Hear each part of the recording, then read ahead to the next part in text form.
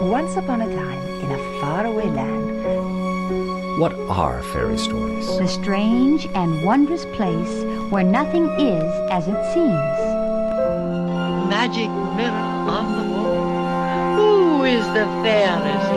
Fairy is a perilous land. Before she found herself falling down what seemed to be a very deep well. It is the place you visit A world in your of dreams. myth and magic. When the clock began to The chime evening midnight, star sailed down through the A sky. mysterious voice began calling to the sad She princess. pricked her finger with her needle.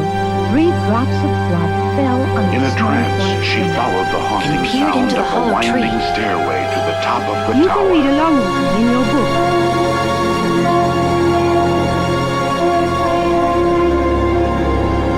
she waved her wand and said the magic words. Let's begin now. Well met, witches. Welcome once again to Storybook, Sacred Lore of Witchcraft. Today's piece of sacred lore comes from the oral tradition, the legendary tale from the English and Scottish Ballad of Tom Lynn.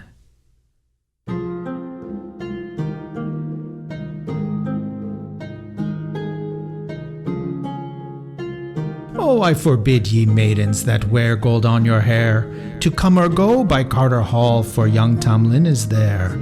For even about that night's middle of silver bells are 9, and no maid comes to Carter Hall, and maid returns again. Fair Janet sat in her bonny bower, sewing her silken seam, and wished to be in Carter Hall among the leaves so green. She let her seam fall to her feet, the needle to her toe, and she's away to Carter Hall as fast as she could go. And she has kilted her green kirtle a little above her knee, and she has braided her yellow hair a little above her bree, and she has gone for Carter Hall as fast as she can hie. She plucked a rose, but barely one, when up and started young Tom Lynn and says, "Lady, let alone. What goes ye pluck the rose, Janet? What goes ye break the tree? What goes ye come to Carter Hall without the leave o' me?" "Well, may I pluck the rose," she said, "and ask no leave at thee? For Carter Hall is my own, my daddy gave it to me."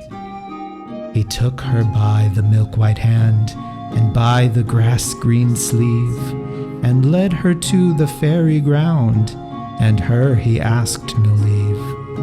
Janet has kilted her green kirtle a little above her knee, she has braided her yellow hair a little above her bree, and she has to her father's hall as fast as she can hie. But when she come to her father's hall, she looked so wan and pale, they thought the lady had gotten a fright, or with sickness she did ail. 24 ladies fair were playing at the ball, and out then came fair Janet, once the flower among them all. Out then spoke an old grey knight, lay over the castle wall, and says, "Alas, fair Janet, for thee will be blamed all." "Hold your tongue, ye old-faced knight, some ill death may ye die. Father my bairn on whom I will, I'll father none of thine. Oh, if my love were an earthly knight, as he is an elfin gay, I wouldn't give my own true love for no lard that ye aye. The steed that my true love rides on is fleeter nor the wind. With silver he is shod before, with booming gold behind." Out then spake her brother dear, he meant to do her harm. "There grows an herb in Carter Hall, will twine you and the baron." Janet has kilted her green kirtle a little above her knee, and she has braided her yellow hair a little above her bree, and she's away to Carter Hall as fast as she can hie. She plucked a leaf, but only 2. When up and started young Tom Lynn, says, "Aye, lady, thou pluck no more. How dare ye pluck a leaf," he says, "how dare ye break the tree? How dare ye scathe my babe," he says, "that's between you and me." "Oh, tell me, Tom," she says, "for his sake that died on tree, if ye were ever in holy chapel or saint in Christenty." "The truth I'll tell to thee, Janet, a word I wonna lee. A knight me got and a lady me bore, as well as they did thee. Roxburgh he was my grandfather, took me with him to bide. And once it fell upon a day, as hunting I did ride, there came a wind out of the north, a sharp wind and a snell. A dead sleep it came over me, and from my horse I fell. And the Queen of Fairies she took me in yon green hill to dwell. And pleasant is the fairyland for those that in it dwell. But I, at the end of 7 years, they pay a tithe to hell. I am so fair and full of flesh, I fear 'twill be myself. But the night is Halloween, Janet, the morn is Hallow Day. Then win me, an ye will, for well I wot ye may. The night it is good Halloween, the fair folk do ride, and that they would their true love win, at Miles Cross they maun bide. But how should I know you, Tom Lin? How should I borrow you among a pack of uncouth knights, the like I never saw? You'll go ye down to Miles Cross between 12 o'clock and 1, and fill your hands of holy water, and cast your compass round. The first company that passes by, say knock and let them go. The next company that passes by, say knock and do right so. The third company that passes by, then I'll be one of those. Oh, first let pass the black lady, so let pass by the brown. But quickly run to the milk-white steed, pull ye his rider down. For some ride on black lady, and some ride on the brown. But I ride on a milk-white steed, a gold star in my crown. Because I was an earthly knight, they give me that renown.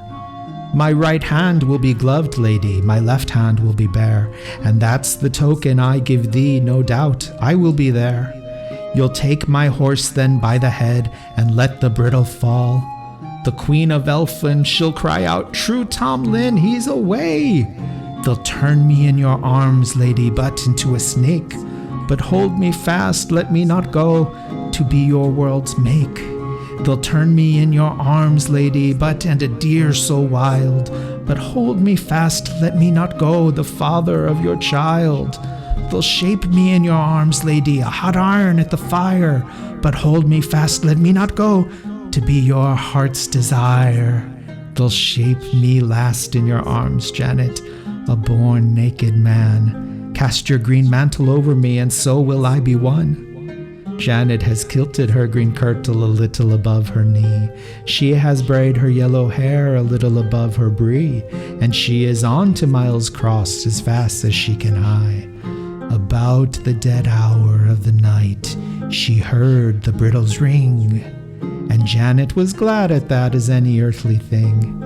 And first goed by the black steed, and so'd goed by the brown, but fast she gripped the milk-white steed, and pulled the rider down. She pulled him from the milk-white steed, and let the bridle fall, and up there rose an eldritch cry, "True Tom Lin, he's away!" They shaped him in her 2 arms, but into a snake.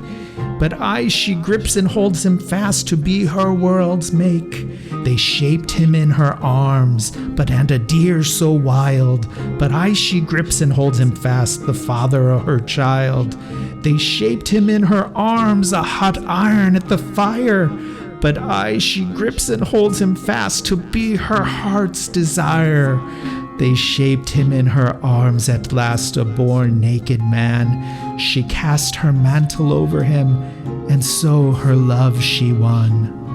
Up then spoke the Queen of Fairies out of bush or broom, "Say that has borrowed, O young Tamlin, has gotten a stately groom."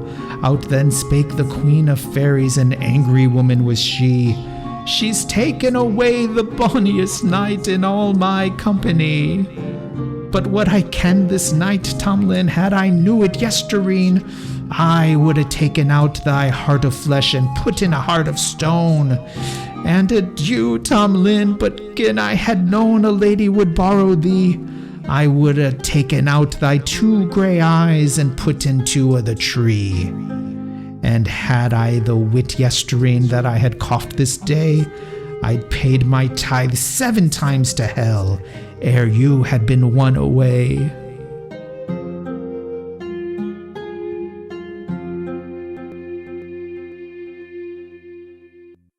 when we next gather. We'll discuss the events and symbols of this tale, the secrets that it shares for our practice and for dealings with the Fae. Until then, may all your travels be filled with wonder